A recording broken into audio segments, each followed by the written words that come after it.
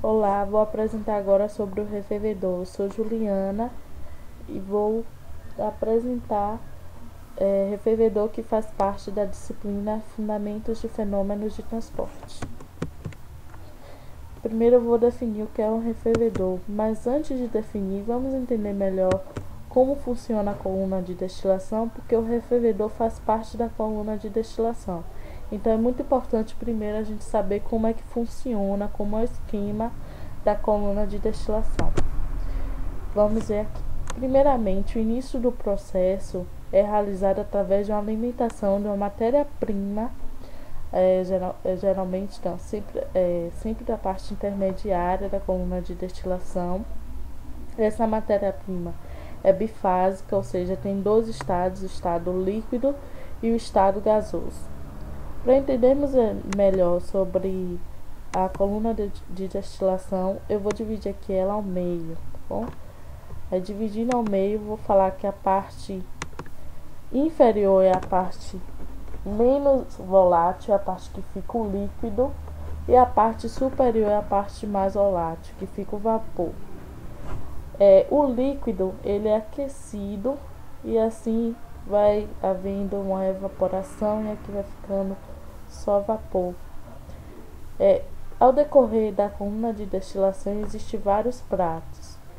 Esses pratos é assim, dessa forma que tem a figura. Tem várias formas na verdade, mas essa que eu achei mais bonitinha para botar no slide. Então, geralmente, esses pratos são de material metálico, porque o metal tem a característica de ser condutor térmico. Tá? Vamos ver como é que funciona esses pratos. O que acontece? Ao decorrer do prato, temos vários borbulhadores. Esses borbulhadores têm a função de ajudar a aquecer esse vapor que está subindo, e aí ele se condensa e o líquido fica mais quente e desce novamente. Esse processo vai se repetindo. Desculpa. Vamos aqui associar como funciona esses pratos como uma tampa de panela. Você bota uma panela no fogão, ele é aquecido, vaporiza, entra em contato com a tampa, condensa e desce o líquido de novo. É quase a mesma coisa que o prato faz na coluna de destilação. Mas vamos voltar aqui ao funcionamento da coluna. Quando o vapor chega ao topo, ele vai através do tubo para o condensador. Esse condensador faz o papel contrário ao refervedor. Ele vai resfriar esse vapor que vai se condensar e vai descendo, vai escoando até o tambor, que também é chamado de acumulador.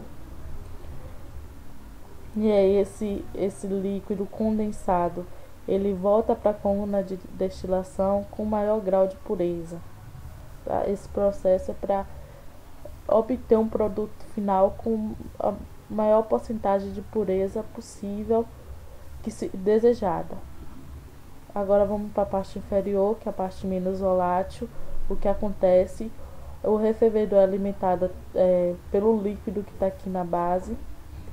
E aí, em contato com esse líquido, em contato com o refervedor, vai haver uma troca de calor entre o tubo e a água submergida. Mais tarde a gente vai ver mais detalhadamente o funcionamento do refervedor. Quando esse líquido é bem aquecido, ele volta novamente à coluna de destilação. Como eu falei aqui, esse processo é repetido até obter o produto final, a maior porcentagem de pureza. Vamos definir agora o que é um refervedor, agora que entendemos mais ou menos como ele funciona na coluna de destilação. O refervedor é um trocador de calor que vaporiza a mistura que sai da base da coluna de fracionamento, também chamada de coluna de destilação. O princípio de funcionamento, como é que funciona esse refervedor?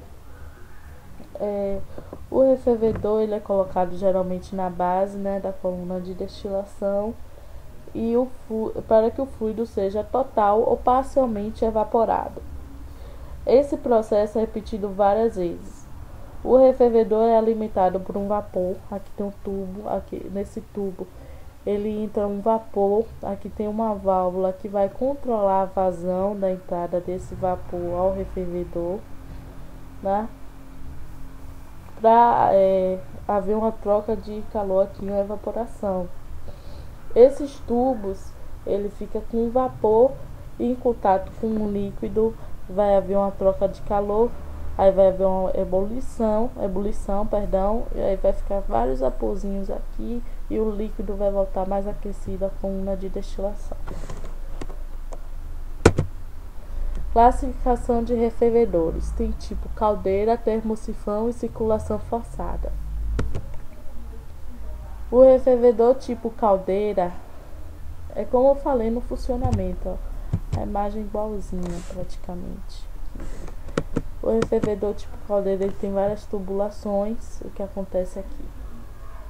Ele tem um fluido de calor ar quente que vai entrar na tubulação e o líquido que vem da coluna de destilação. O que vai acontecer aqui? Uma troca de calor, uma ebulição. Esse tubo fica submergido na água, vai haver uma vaporização e esse líquido vai se condensar junto com o ar quente e vai voltar condensado para a coluna de destilação. Olha como o refervedor é enorme. Vamos lá. Tipo termosifão.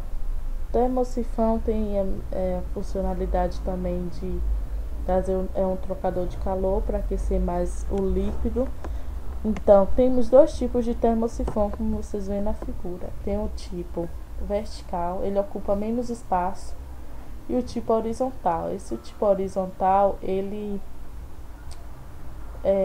substitui a vertical caso ele venha a falhar. Mas ele é diferente do tipo de caldeira. Por quê? Caldeira, ele tem os tubos e às vezes precisa de bombeamento, mas o tipo termosifão não precisa de bombeamento. Pela diferença, ele escoa pela diferença de densidade do produto. Então, pela diferença de densidade, vai haver alimentação, o escoamento do produto até o termosifão. Não precisa de bomba.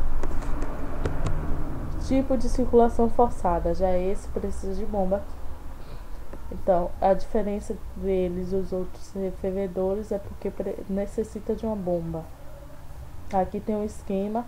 Aqui é um refervedor que não tem bomba, só tem uma válvula, né, válvula de ajuste para ajustar a vazão. E aqui tem uma bomba e uma válvula. Vamos ver agora as vantagens e as desvantagens dos refervedores. A caldeira é o mais confiável para aproveitamento de evaporação em até 80%. Evaporação praticamente total. Ele aproveita o máximo. Para evaporar, ele evapora o máximo. Porém, ele tem elevado custo de manutenção e incrustação. O que é isso?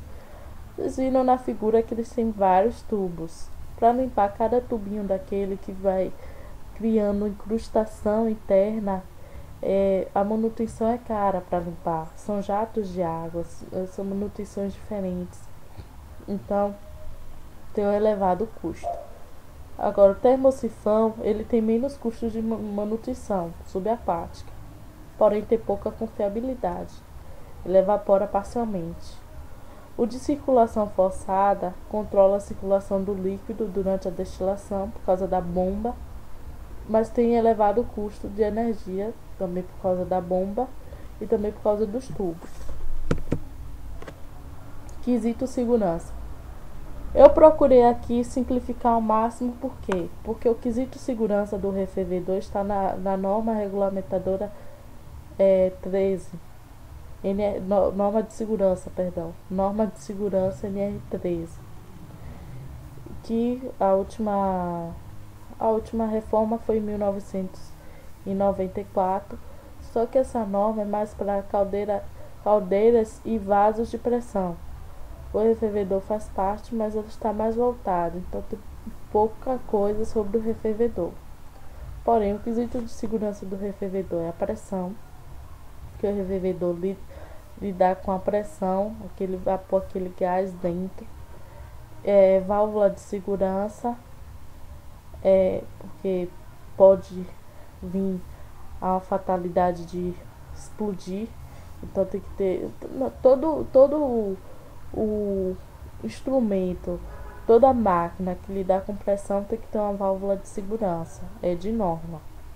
Local de instalação também tem que ser um local bom, arejado. Profissionais capacitados, até para lidar com essa máquina tem que ter um grau de capacitação, tem que saber como lidar, tem que entender como é o funcionamento da máquina. E a placa de identificação, é a placa de fábrica, qual é o limite máximo de pressão, a capacidade que tem o refervedor, que tipo é o refervedor, a ISO. Então tem todos esses quesitos de segurança. Bom, o estudo de caso também tem poucas fontes de estudo de caso, mas eu coloquei aqui o do petróleo. Na verdade, como eu falei, a coluna de destilação, no qual o refervedor faz parte. Do que acontece? Lembra que eu falei sobre o aquecimento da base do refervedor? Se vocês voltarem um pouquinho o vídeo, vocês vão ver que eu falei que na base do refervedor é aquecido, e à medida que vai diminuindo a temperatura, vocês vão ver que é interessante. O petróleo ele vai se transformando em um produto final, em um grau de pureza, como eu falei. Ele vai tendo funcionalidades diferentes a cada produto fabricado através da coluna de destilação. Você vê o mais aquecido é para fazer asfalto, é para fazer parafinas, ceras. Aqui um pouco menos aquecido, óleo lubrificante, o óleo diesel, querosene, a gasolina e o gás. O petróleo é um produto muito rico porque ele produz várias matérias-primas para várias funções no nosso dia a dia, até o plástico, da gasolina. É muito importante o petróleo, e também muito importante a coluna de destilação. Por causa da coluna de destilação, ele pode fazer vários produtos com finalidades diferentes através da temperatura, através desse processo de pureza no qual o refervedor faz parte. Temos aqui a referência, YouTube, alguns blogs. Participantes da equipe: Juliana Bittencourt, Ramon Ciro e Thiago Alves. Agradecimento ao nosso professor Jardel Santos. Obrigada pela atenção de todos. Fim.